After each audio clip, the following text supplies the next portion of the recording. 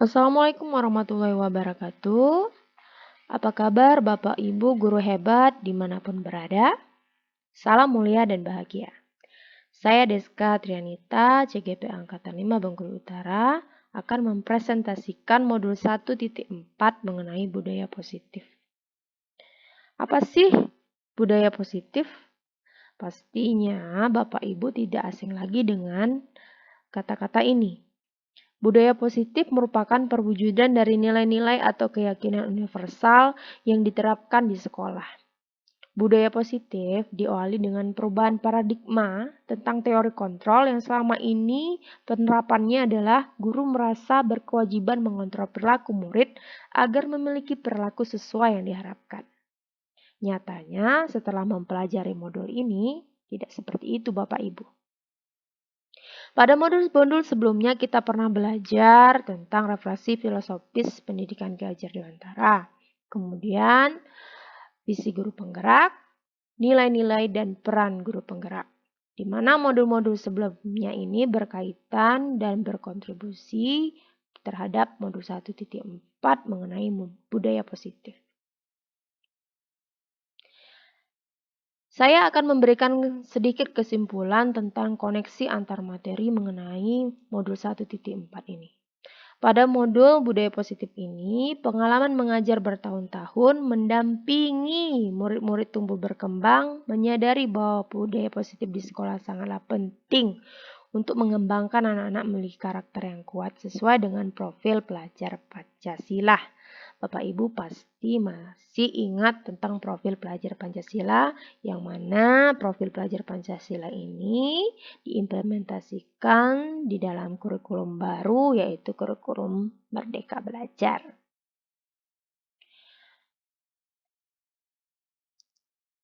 Ada 6 konsep tentang budaya positif yang perlu kita pelajari dalam model ini. Yang pertama, disiplin positif dan nilai kebajikan universal.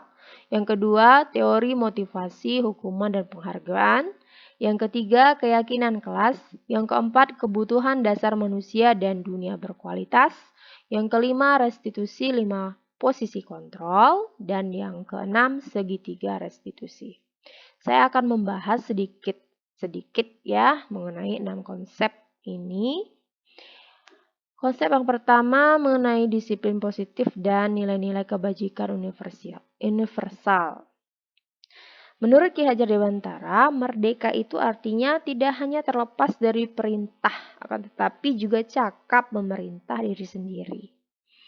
Tentu kata merdeka ini sudah kita pelajari pada modul sebelumnya. Nah, disiplin positif adalah menanamkan motivasi pada diri atau orang lain untuk menjadi orang yang mereka inginkan dan menghargai diri sendiri dengan nilai-nilai yang mereka percaya.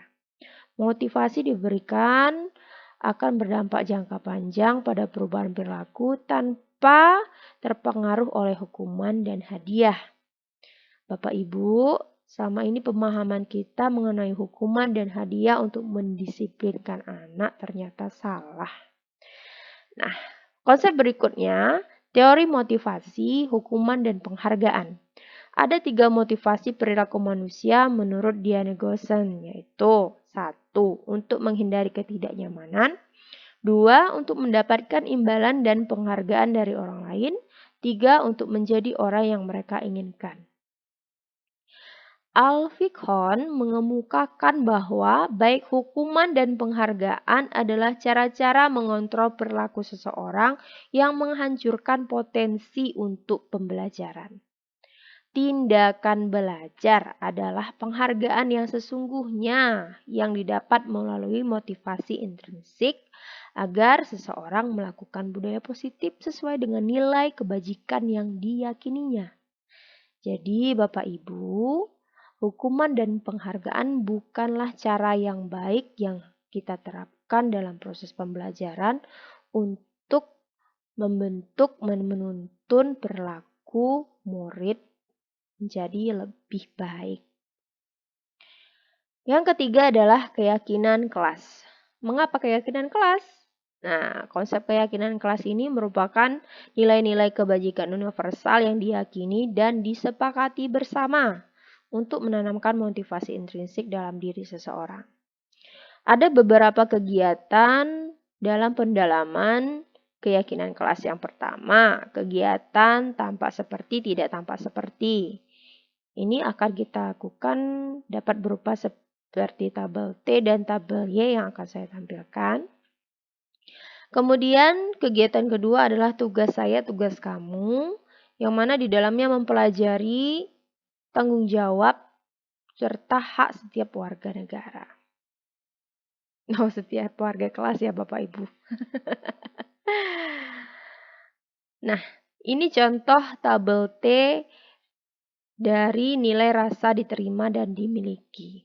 Kegiatan tampak sepertinya dapat berupa melibatkan semua anggota kelompok, memberikan kata-kata atau komen-komen membesarkan hati bila teman kita berhasil, dan seterusnya.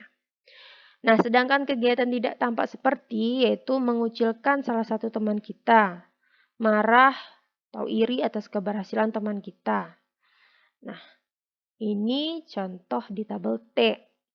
Ada lagi contoh tabel Y-nya, di mana keyakinan kelas 7 dapat berupa beberapa bagian seperti terdengar, terlihat, dan berperilaku. Ini Bapak Ibu bisa pelajari pada modul 1.4. Nah, yang keempat adalah kebutuhan dasar manusia dan dunia berkualitas. Terdapat 5 konsep kebutuhan dasar manusia, yaitu bertahan hidup, yang kedua penguasaan, yang ketiga kesenangan, kebebasan, dan yang terakhir kasih sayang dan rasa ingin diterima.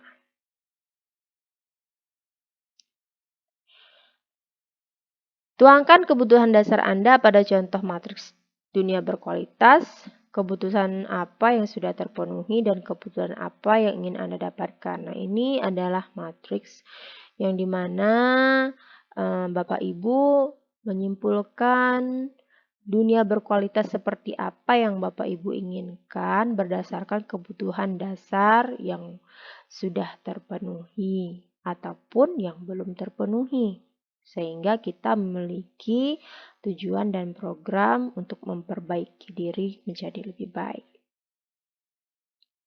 Yang kelima, ada restitusi 5 posisi kontrol. Berdasarkan teori kontrol Dr. William Glasser, Gosen berkesimpulan ada 5 posisi kontrol yang diterapkan guru, orang tua ataupun pimpinan dalam melakukan kontrol. Kelima posisi kontrol tersebut adalah 1. Sebagai penghukum.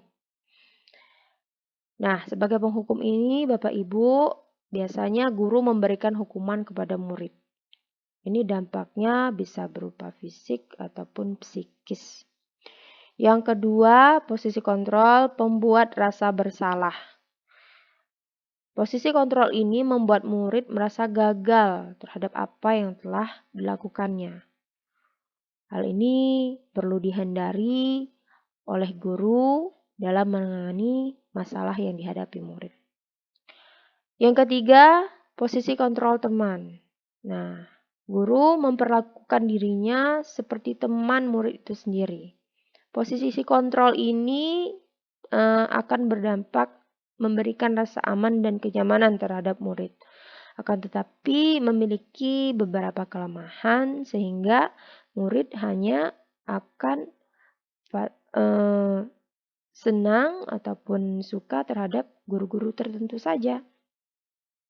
Yang keempat adalah posisi kontrol pemantau, di mana posisi kontrol ini mengandalkan peraturan dan konsekuensi. Jadi kita menanamkan peraturan seperti apa yang sudah disepakati dan konsekuensi apa yang akan didapat jika melanggar peraturan yang sudah disepakati. Yang terakhir, posisi kontrol yang paling baik adalah posisi kontrol manajer, di mana kita sebagai guru mempersilahkan murid bertanggung jawab dan mendukung murid menemukan solusi atas permasalahan ataupun perilaku yang ia lakukan.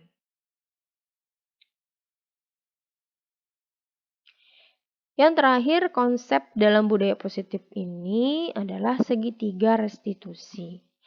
Dari konsep-konsep sebelumnya yang sudah dipelajari, untuk menanggulangi, menumbuhkan, menuntun, dan membimbing karakter murid, segitiga restitusi merupakan proses menciptakan kondisi bagi murid untuk memperbaiki kesalahan mereka, sehingga mereka dapat kembali ke dalam kelompoknya dengan karakter yang lebih kuat.